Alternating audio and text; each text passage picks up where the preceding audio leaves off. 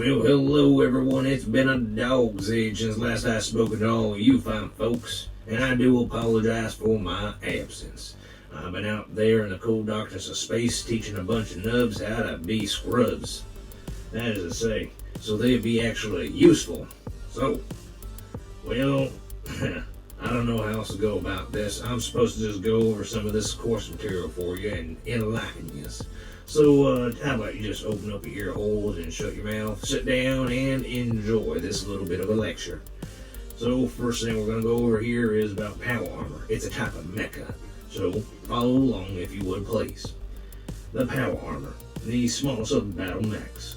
The PA is still one of the most feared machines in the battlefield.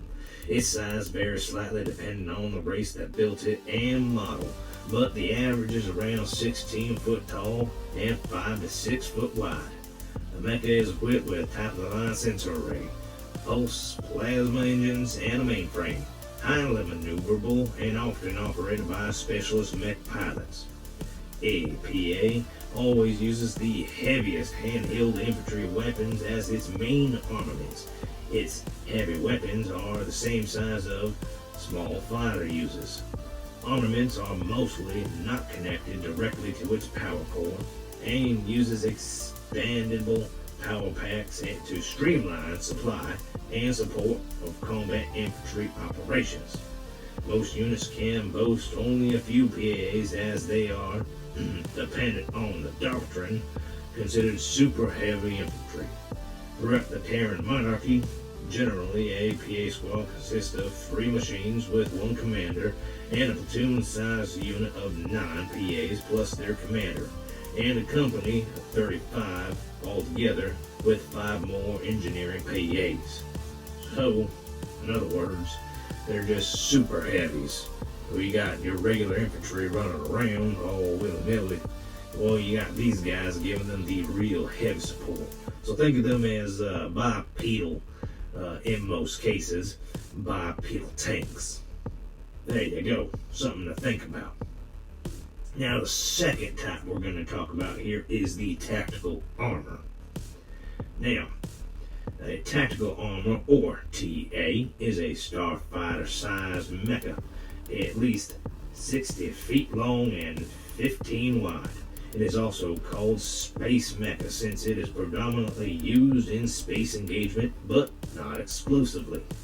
Armed with the same size weapon top of the line starfighters uses, equipped with the same systems. TA is a mech that, in fact, has more applications compared with the similarly armed and equipped starfighter, and is much more flexible craft. Sadly, it is also 3 times more expensive and hard to maintain than in the common mass-produced fighter. In battle, those mechs are often always operated only by the best mecha pilots and sent on special missions, since despite their flexibility they could easily be overwhelmed by the sheer numbers of starfighters or other machines. They are often used on ground engagements since the TA can swiftly transition between space combat, air, and then land. The Monarchy TA combat units are called Star Lances and consist of 12 machines plus their Lance Leader. By comparison, a single starfighter squadron can field around 30 craft. So, it's one of those, it's definitely something you would see in space engagements, especially amongst the Tazzies. They tend to like using those sons of guns anytime they can whenever they're in a debris field. Try to be all sneaky like. Then again, we can deploy a whole host of starfighters to counteract that, but the cost is usually pretty high in the sense of lives lost. So, that's your tactical armor. And finally, we got the strategic armor. Now, follow along with this one quite carefully. If you ever find yourself on a ground-to-ground combat kind of situation, meaning if you find yourself somewhere near like Cirrus Prime, this is something that they had to put up with. Strategic armor, the largest of mecha. Those towering monstrosities are equipped with space-sized weapons and fielded only in ground engagements. These machines represent the pinnacle of mecha development, engineering, and construction tech.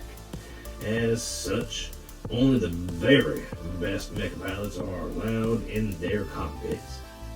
With the smallest SAs or battle mechs starting from 100 feet tall, it is no wonder that all commanders consider a war lance of such mechs to be a valid target from orbital bombardment.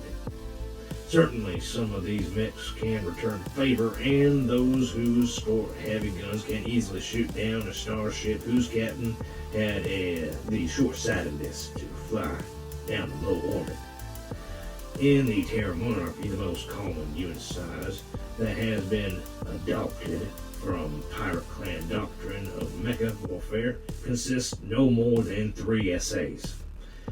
Often they field wielded or tracked machines to cover their flanks or provide them with additional anti-missile protection.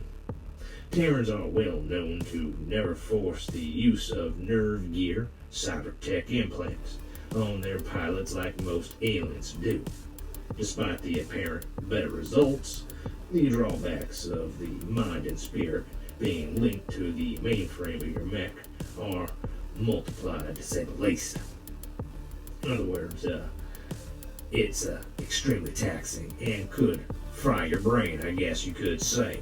It's a gamble.